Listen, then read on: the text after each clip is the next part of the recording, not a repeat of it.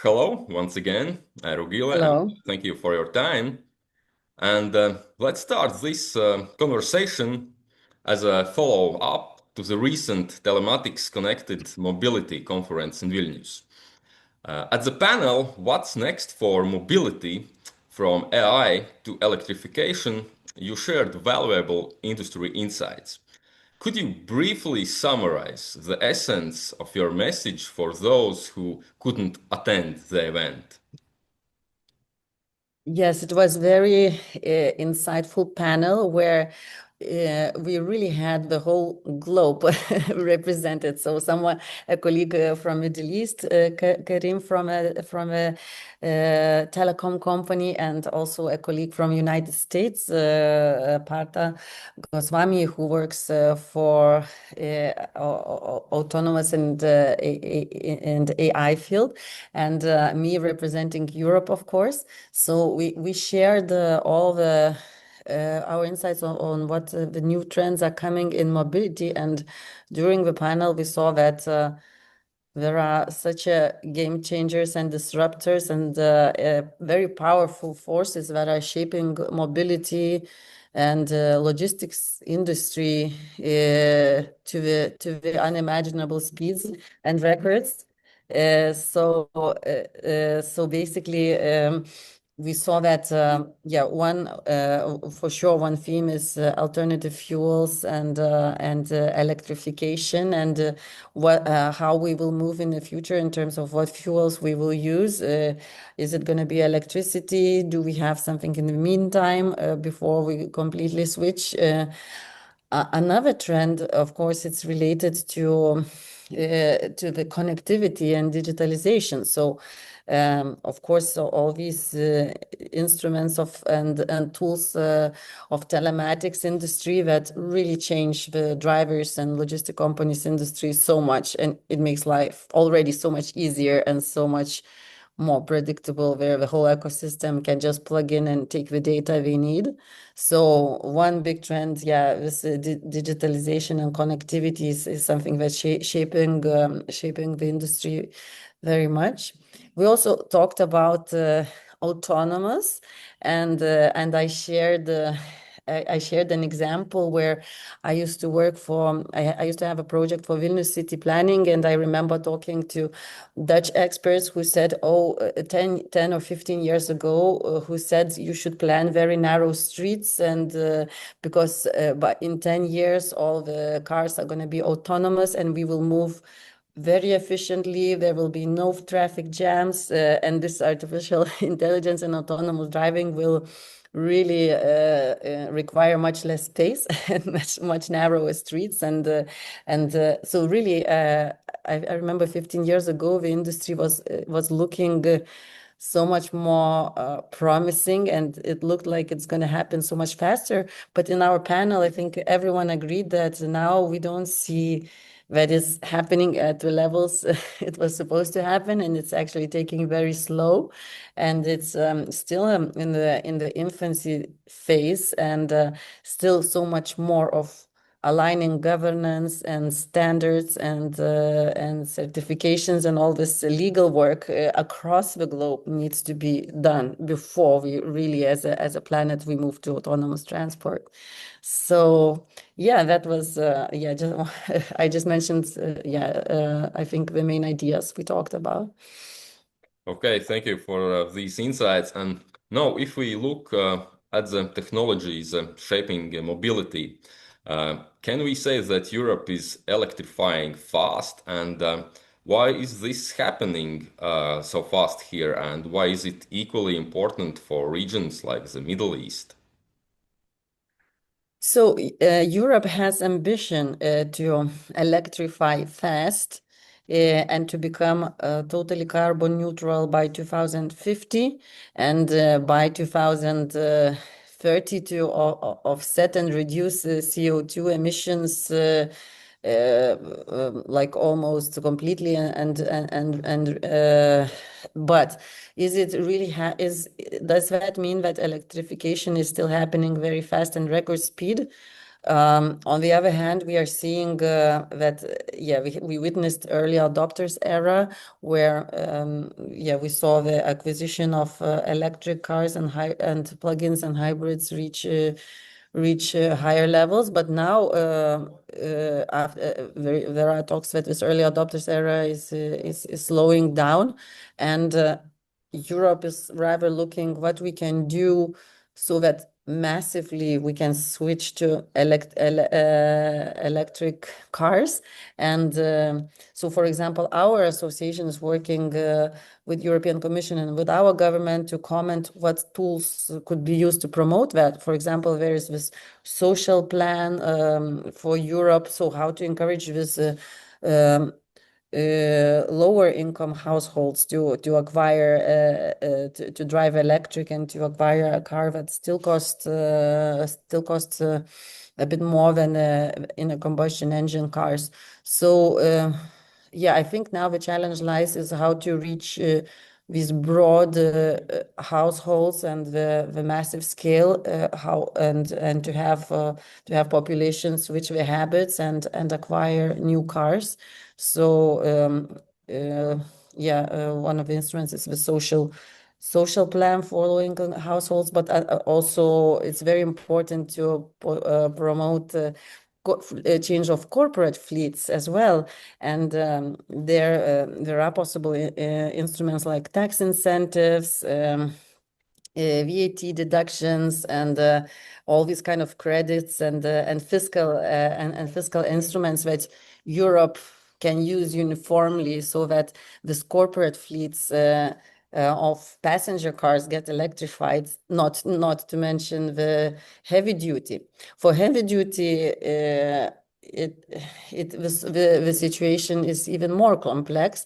For heavy duty, we don't see a scenario that in 5 years all these long distance and cross country traveling trucks will be there is no such even the most not even most optimistic scenario says that in 5 years we can have more than half of the trucks electric who carry goods across continents or across countries.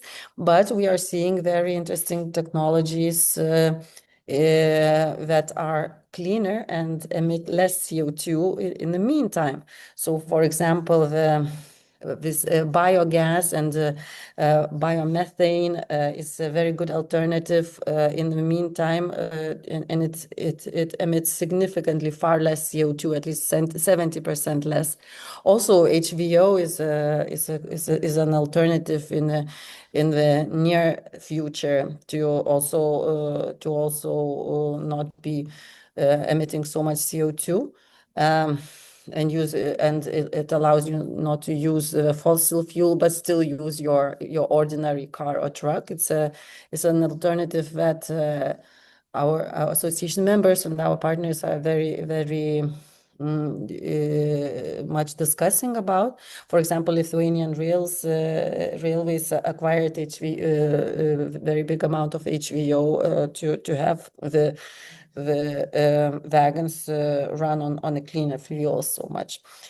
But of course, the government incentives and tax incentives and road tax incentives are very important so that we can finally move to electric powered trucks, because yes, in the meantime, they cost more. But with the reducing electricity prices and with the right subsidies and road tax incentives, we believe that in a few years, the electric truck can seem very good and even profitable alternative for businesses. Okay, you already touched what kind of steps is being taken in Lithuania, but still we can dive a little bit deeper in this question, and let's talk about Lithuania's role in all of this. So what was interesting, and you also posted it on LinkedIn, you said that Lithuania could become the Singapore of Europe for transport and logistics. Perhaps you could tell some concrete steps are being taken to reach that vision. So when I use this analogy, so first of all, I refer to this digitalization and connectivity and the seamless exchange of data among authorities, business, and people. And yes, Singapore allegedly is an example where government doesn't ask you to repeatedly insert the data and this data sharing at the source happens very, very efficiently. Like you never have to fill multiple forms. If you fill a form for government, you don't have to fill it twice or thrice. It's immediately stored, and these interchanges happen very, very soon. So. And it's really for the transport, this real data exchange or data exchange at the source about the transport documents of like CMRs or invoices or any other regulation documents. It can really happen in seconds, in a moment. And our vision is that the truck drivers will not have to carry hundreds and hundred pieces of paper, which consist of, first of all, CMR, and second of all, these permits of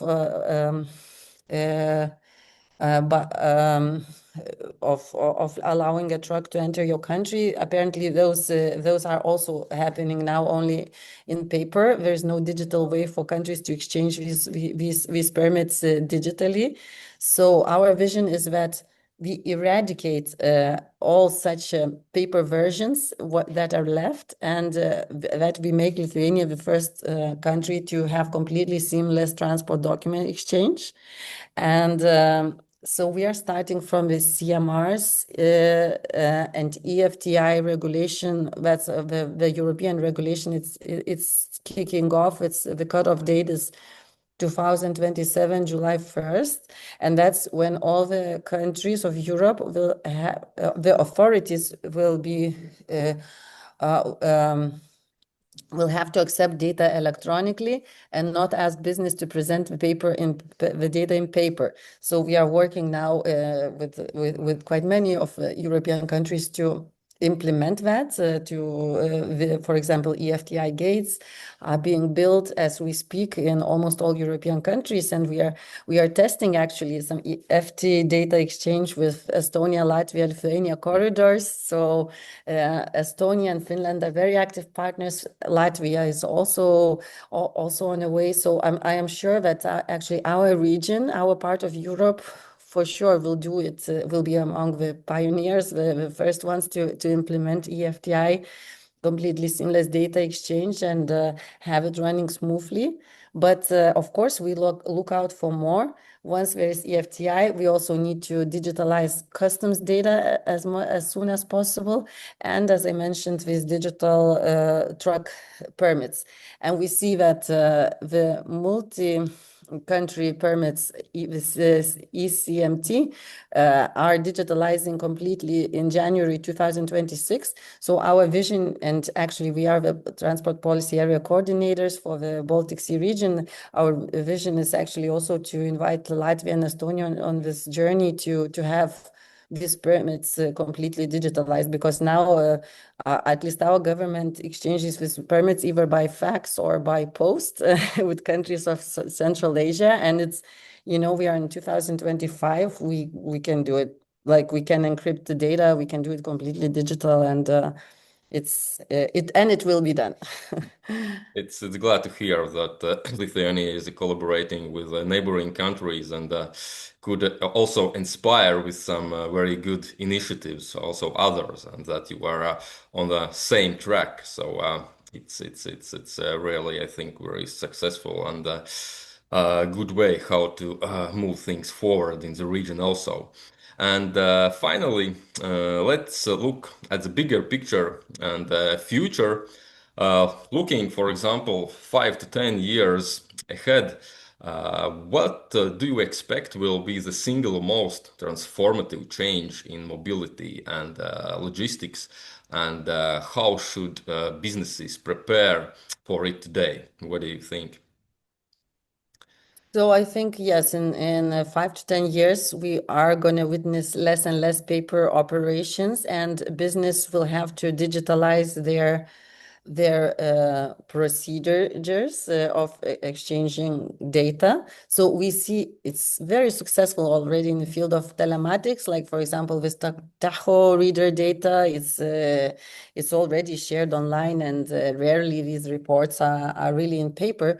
So we see that change happening already. But yeah, as I mentioned, well, invoices also and a share of sharing financial data, that's on a good way in already. But as I mentioned, with CMRs and other regulatory data will witness dramatic change, and it will open arms and create many business opportunities for IT companies and for these ERP, solution providers and so on. I'm sure we will witness growth and easiness of take up of such services for sure. And autonomous is developing also quite fast. I wouldn't say Europe now is the leader of that, but we are seeing that European Union decided to invest 400 million euros for these new ADS testing centers. So we are watching that closely, looking where this testing center of activities is gonna happen. It's important for Europe not to lag behind. And I would say artificial intelligence for sure is going to change the outlook. I think that very much relates to what I first mentioned about digitalization. So artificial intelligence will make this digitalization and faster exchange of data even more faster and even more easier and more available, I would say. And yeah, and finally, for sure, alternative fuels will stay on the topic. We will have to witness even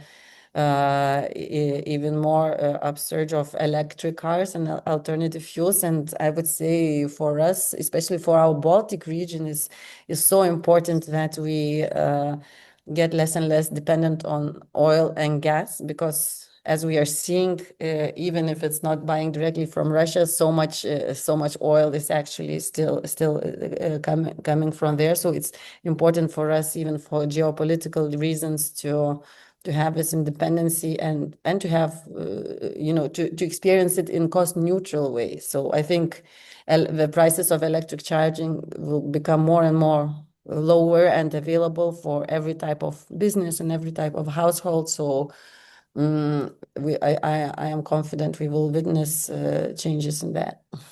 Absolutely agree with you.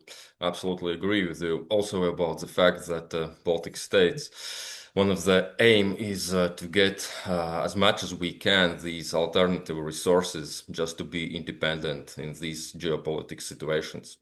So, okay, Rugilė, thank you very much for sharing your insights and also vision with us today. It's been a truly valuable discussion. So I'm sure that our audience also will appreciate your perspective on the future of mobility. So we look forward to continuing the conversation in the years ahead. So thank you very much. Thank you very much, and looking forward to speaking to you again. Absolutely, absolutely. And good luck in your next conference, what you told me before the conversation. Yes, everyone is invited to Transport Innovation Forum in Vilnius in October 15 and 16, to the largest Baltic event of such kind. So great. Okay, thank you very much, and bye-bye. bye-bye.